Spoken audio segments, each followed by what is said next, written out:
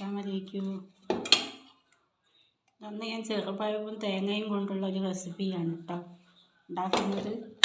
അതിനിതാ ഈ ചെറുപഴം നല്ലോണം ഒടിച്ചെടുക്കുക. അങ്ങനെ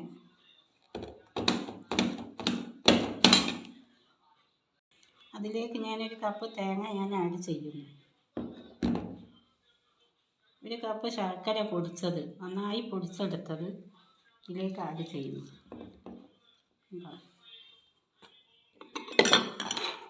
ഇതിലേക്ക് ഞാൻ കുറച്ച് ഏലക്കായയുടെ പൊടി ആഡ് ചെയ്യുന്നു.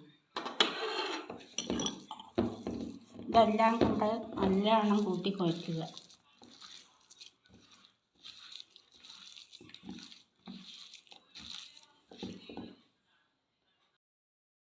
അപ്പം ഞാനിതാ ഇതേപോലെ കുമ്പിളാക്കിയിട്ടതാ, വാഴയില കൊണ്ട് കുമ്പിളാക്കിയതാ. കാണുന്നുണ്ടോ? കണ്ടോ? ഇതേപോലെ ഇതാക്കിയിട്ട് നമ്മുടെ പഴവും ശർക്കരയും തേങ്ങയും ഇതിലേക്ക് നിറയ്ക്കുന്നു.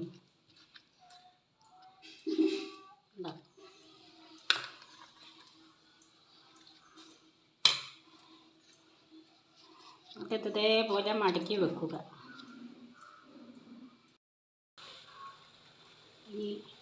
ഇതാ ഇതുപോലെ കുമ്പിള കുത്തി ഇങ്ങനെ ഉണ്ടാക്കി വെക്കുക.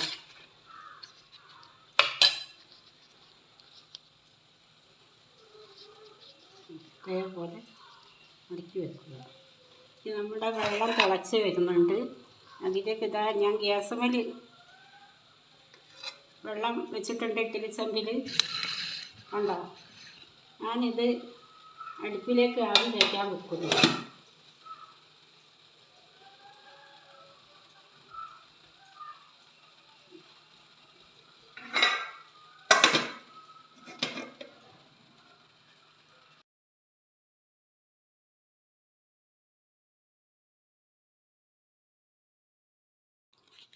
അപ്പം നമ്മൾ ചെറുപഴവും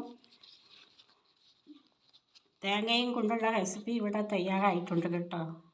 കണ്ടോ?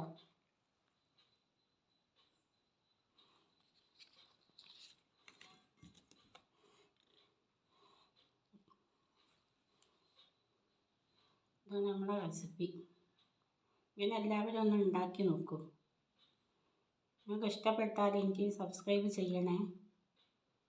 ഈ റെസിപ്പി വളരെ എളുപ്പമായിട്ട് ഉണ്ടാക്കാൻ കഴിയുന്നൊരു റെസിപ്പിയാണ് കേട്ടോ.